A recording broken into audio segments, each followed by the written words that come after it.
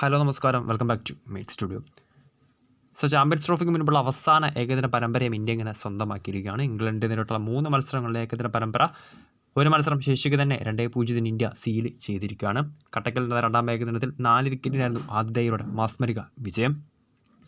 രണ്ടാം ഏകദിനത്തിൽ ഇന്ത്യയെ സംബന്ധിച്ച് നോക്കുകയാണെങ്കിൽ ഒരുപാട് പോസിറ്റീവ് തിങ്സ് ഉണ്ട്. അതിൽ ഏറ്റവും പ്രധാനപ്പെട്ടത് ഇന്ത്യയുടെ ക്യാപ്റ്റൻ രോഹിത് ശർമ്മയുടെ ഫോമിലേക്കുള്ള തിരിച്ചുവരവ് തന്നെയാണ്.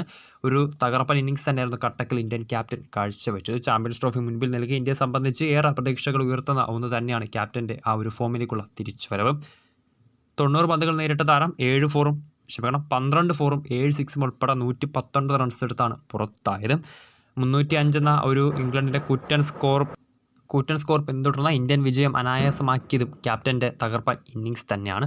ആ ഒരു പ്രകടനത്തോടു കൂടി കുറച്ച് റെക്കോർഡുകൾ ഇപ്പോൾ രോഹിത് ശർമ്മ സ്വന്തം പേരിലേക്ക് കുറിച്ചിരിക്കുകയാണ്. അത് എന്തൊക്കെയാണെന്നാണ് ഞാൻ ഈ ഒരു വീഡിയോയിൽ നിങ്ങളുമായി പങ്കുവയ്ക്കാൻ പോകുന്നത്. വൺസ് അഗൈൻ വീഡിയോയിലേക്ക് പോകുന്നതിന് മുമ്പ് കൂടുതൽ കായിക വാർത്തകൾക്ക് വേണ്ടി ചാനലൊന്ന് സബ്സ്ക്രൈബ് ചെയ്ത് വയ്ക്കുക. അപ്പോൾ ബെല്ലൈക്കണിലെ ഓൾ എന്ന ഓപ്ഷൻ കൂടി ഒന്ന് എനേബിൾ ചെയ്ത് വെച്ച് വയ്ക്കുക.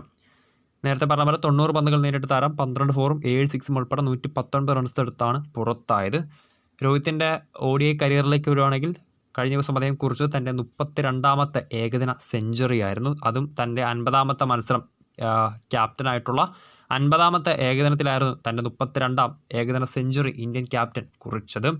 അതോടൊപ്പം തന്നെ highest individual score by an captain, ഏകദിന ഫോർമാറ്റിൽ ഒരു ടീമിൻ്റെ ക്യാപ്റ്റൻ നേടുന്ന ഏറ്റവും ഉയർന്ന വ്യക്തിഗത സ്കോർ എന്ന റെക്കോർഡും ഇനി രോഹിത് ശർമ്മയ്ക്ക് സ്വന്തം. 119 റൺസാണ് താരം നേടിയത്. രണ്ടാം സ്ഥാനത്തുള്ള ശ്രീലങ്കൻ ക്യാപ്റ്റനായിരുന്ന സനത് ജയസൂര്യ 107, മൂന്നാം സ്ഥാനത്ത് ഒയിൻ മോർഗനാണ് ഇംഗ്ലണ്ടിൻ്റെ താരം. 102 റൺസുമാണ് നേടിയിട്ടുള്ളത്.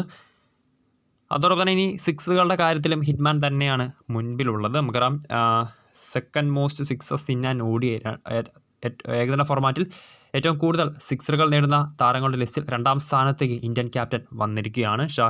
പാകിസ്ഥാൻ്റെ ഷാഹിദ് അഫ്രീദിയാണ് നിലവിൽ ഒന്നാം സ്ഥാനത്തുള്ളത്. 351 സിക്സറുകളാണ് അഫ്രീദി സ്വന്തമാക്കിയിട്ടുള്ളത്. രണ്ടാം സ്ഥാനത്തുള്ള രോഹിത്തിന് നിലവിൽ 338 സിക്സറുകളാണ് സ്വന്തം പേരിൽ ഉള്ളത്. രണ്ടാം ഏകദിനത്തിൽ 7 സിക്സറുകൾ അദ്ദേഹം നേടിയിട്ടുണ്ടായിരുന്നു.